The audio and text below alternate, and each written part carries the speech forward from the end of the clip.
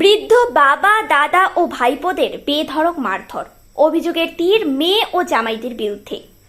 অশীতিপর বাবা, বয়োজ্যেষ্ঠ দাদা ও ভাইপোদের বেধড়ক মারধরের অভিযোগ দুই মেয়ে জামাই ও তাদের পরিবারের বিরুদ্ধে। নিজের মেয়ের বিরুদ্ধে থানায় লিখিত অভিযোগ করলেন বাবা। ঘটনায় চাঞ্চল্য রাজগঞ্জের জলডুমুর পিপুলতলায়। ঘটনার তদন্ত শুরু। আমবাড়ি ফাঁড়ির পুলিশ তদন্ত শুরু করেছে। রাজগঞ্জ ব্লকের বিন্নাগুড়ি গ্রাম পঞ্চায়েতের জলডুমুর পিপুলতলা এলাকার বাসিন্দা হলেন আনন্দ সাহা। তিনি অভিযোগ করেন দুই বোনের পরিবার এবং কিছু অপরিচিত লোক তার বয়স্ক বাবাকে, তাকে ও তার ছোট ছেলে বড় ছেলের বউকে বেধড়ক মারধর করে। বেধড়ক মারধরের কারণে আহত আনন্দ সাহা সমেত পরিবারের ৫-৬ জন সদস্য। ঘটনার পরে আমবাড়ি ফালাকাটা পুলিশ ফাঁড়িতে লিখিত অভিযোগ করা হয় আনন্দ সাহার বোন ও বোন জামাই সহ ৭ জনের বিরুদ্ধে। দুই মেয়ে ও জামাইরা বাইরের অপরিচিত লোকজন এনে মারধর করে। আতঙ্কে ৮০ ঊর্ধ্ব সুধীর চন্দ্র সাহা সহ পরিবারের সকলে। আনন্দ সাহার ছেলেরাও আতঙ্কে আছেন বলে জানান। অন্যদিকে এই প্রসঙ্গে সুধীর চন্দ্র সাহার দুই মেয়ের সাথে ফোনে বারংবার যোগাযোগ করার চেষ্টা করা হলেও কোনো মন্তব্য পাওয়া যায়নি। পুরো ঘটনার তদন্ত শুরু করেছে পুলিশ। আর এই ঘটনা ঘিরেই চাঞ্চল্য তৈরি হয়েছে জলডুমুরের পিপুলতলা এলাকায়। Bureau report, news prime Times. আজকে আমার দাদু ঠাম্মির যে সম্পত্তিগুলো ছিল, সেই সম্পত্তিগুলো আমার ছোট পিসি, বড় পিসি এবং ছোট কাকা, এই 3 জন যুক্তি করে দাদুকে ব্ল্যাকমেল করে টোটাল সম্পত্তি ওরা ভোগ করছে। ভোগ করার পর দাদু ঠাম্মির যখন সম্পত্তি নাই, তখন তাদেরকে যেভাবে মনে হয় সেভাবে কাজ করাইছে। যখন তারা কাজও করতে পারে না, সম্পত্তিও নাই, এই অবস্থায় তাদেরকে বাড়ি থেকে মারধর করে বের করে দিয়েছে। দাদুকে মেরেছে দাদুরই ছোট মেয়ের নাতি, আর ঠাম্মাকে মেরেছে তারই ছোট মেয়ে। বাড়ি থেকে মেরে বের করে দিয়েছে। বের করার পর দাদু ঠাম্মি কোথায় যাবে, আমাদের এখানে আসতে পারতেছে না, আমার বড় কাকার এখানে যাইতে পারতেছে না। তারপর বড় কাকা রাস্তা থেকে এদেরকে উঠাই নিয়ে যায়, যে কী হবার হয়েছে, আমার এখানেই থাকো। বিগত দেড় বছর ওখানে থাকার পর আমাদের এখানে বিগত 3-3.5 মাস ধরে আমাদের এখানে ঘুরতে আসছে, আমাদের এখানে আসে থাকতেছে। এর মধ্যে আর যে বড় মেয়ে, দাদুর যে বড় মেয়ে, বড় পিসি হয় আমার, কি নাম আছে ওর? কাইতানি সাহা, এখানে ডাক্তার দেখাতে আসছিল। ডাক্তার দেখানোর পর ট্রিটমেন্ট করা হয়েছে। ট্রিটমেন্ট করে এখানে রাখছি আমরা। ওরা এখানে মা বাবাকে দেখার উদ্দেশ্যে আসছে।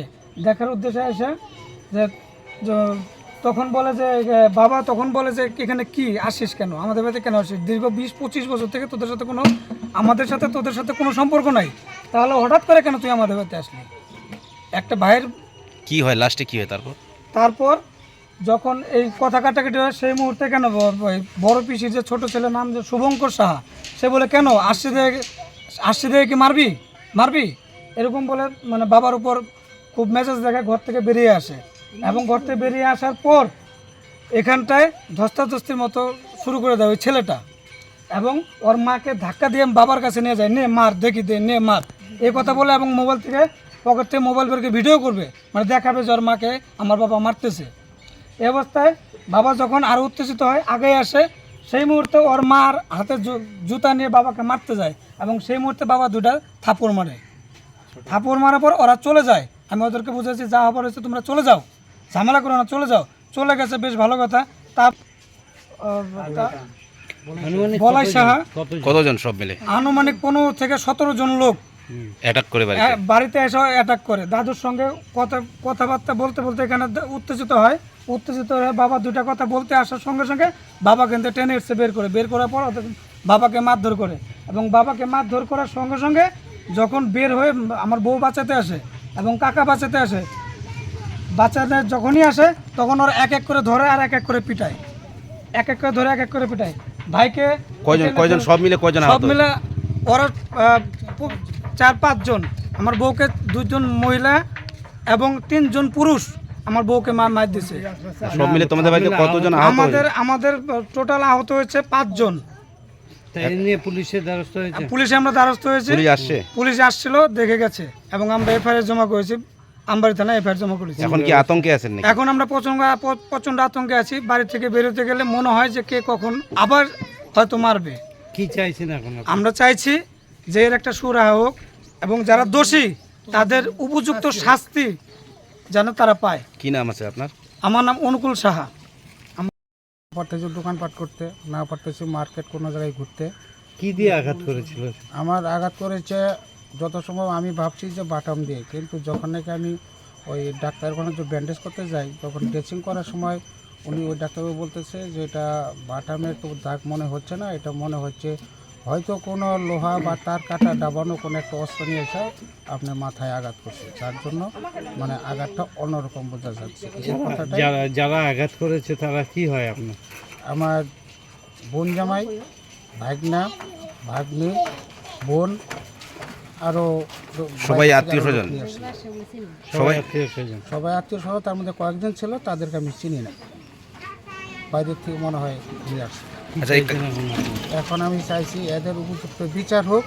বা আমার বাবা মার সম্পত্তি হেরা খায়া ভোগ কইরা বাবা মাকে যা বাড়ির থেকে যে তাদেরকে এইভাবে যে বাইর মারধর করে যে বাইর করে দিল, আমার বাবা মার যেন সুবিচার চাই। আমার হোক চাই না হোক সেটা বড় কথা না, কিন্তু আমার বাবা মার যে সম্পত্তি গ্রাস করার পর এখন যে তাদের যে দুরবস্থা আমরা আছি, এখন তাকে দেখতে গিয়ে আমি যে মার খাচ্ছি, এর জন্য আমরা পুলিশ কমিশনার থেকে শুরু করে প্রশাসন যত দূর আছে আমরা তাদের কাছে এটা সুবিচার চাচ্ছি। কি নাম আছে আপনার? আমার নাম আনন্দ সাহা। এই জায়গাটার নাম কি আছে? এই জায়গাটার নাম এই জলডুম্বর পিপুলতলা।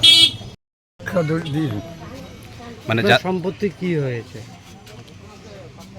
সম্পত্তি অবশিষ্ট যা আমার ছিল, ওই ছোট মেয়ে বাড়িতে ভবিষ্যতে বা আগের অনেক ঘটনা, ওরকে বাচ্চা বাদ দিয়ে মেয়েকে বাড়ি নিয়ে দুটো বাচ্চা ওদের বাড়ি আইনা বড় ঢোলো করে প্রতিপালন করে সয় সম্পত্তি সব আস্তে আস্তে গোটাই নিয়ে নিছে।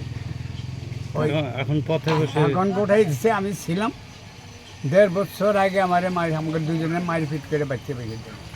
আমরা কোথায় যাই, ওর মাঝে ছেলে আছে 1.5 বছর থাকার পর পরে বাড়ি এলাকায় নিয়ে আসছে এখানে চিকিৎসা করার জন্য।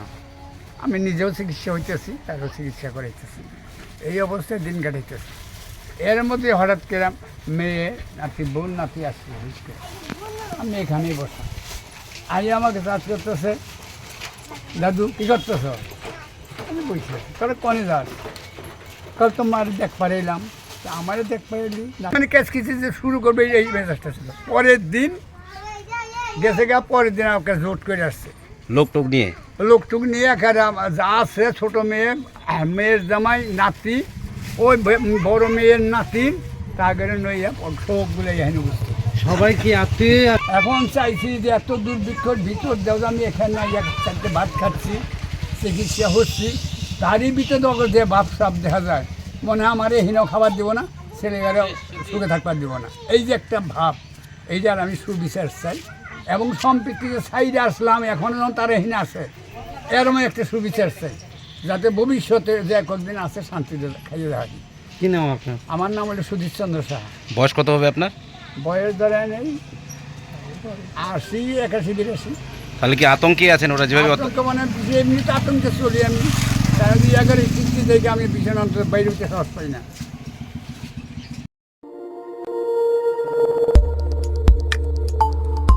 দেখতে থাকুন নিউজ প্রাইম টাইমস, আপনাদের সাথে আপনাদের পাশে।